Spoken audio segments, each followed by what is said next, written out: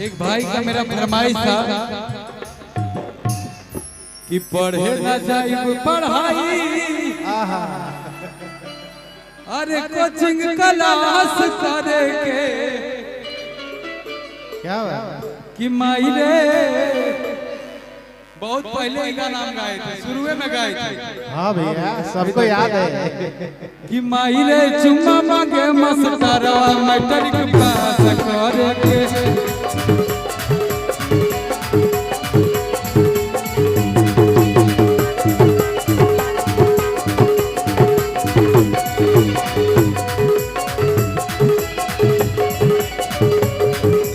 पढ़े न जाई पढ़ाई कुछ क्लास करे के, न जाई पढ़ाई कुछ क्लास करे के। कि मायरे चुम्मा मांगे मस्टरवा मैट्रिक पास करे। माहिरे चुम्मा मांगे मस्टरवा मैट्रिक पास करे के। पास करे के।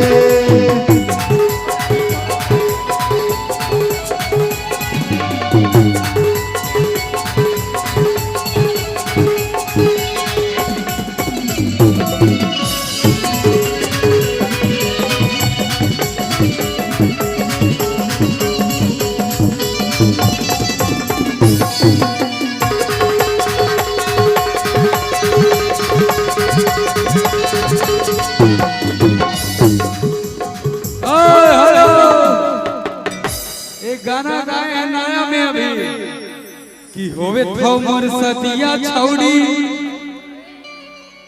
अलग लगनी आगे।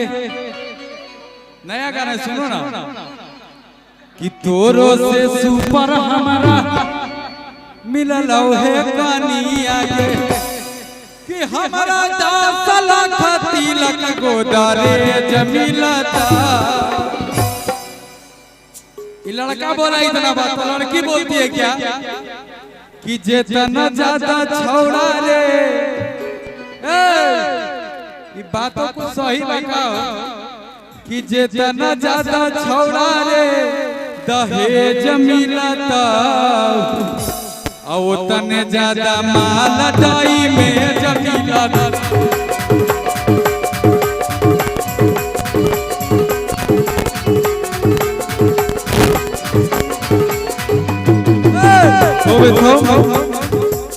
होवे थौ मोर सतिया छौड़ी लगल लगनिया।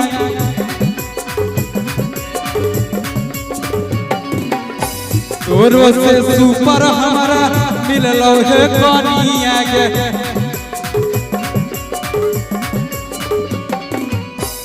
कि हमारा 10 लाख तिलक गोदारे जमीलता।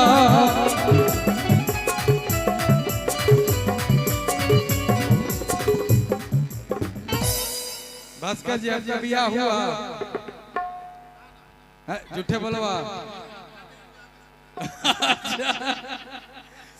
लड़कावा कहता है कि हमारा 10 लाख तिलक गोदारे जमीलता। तो लड़की भी कम नहीं है, वो कहती है कि लगता है ज्यादा तिलक मिल रहा है, कोई गड़बड़ है क्या कि जितना ज्यादा छौड़ा रे दहेज मिलता और उतने ज्यादा माल दाई में जमीन।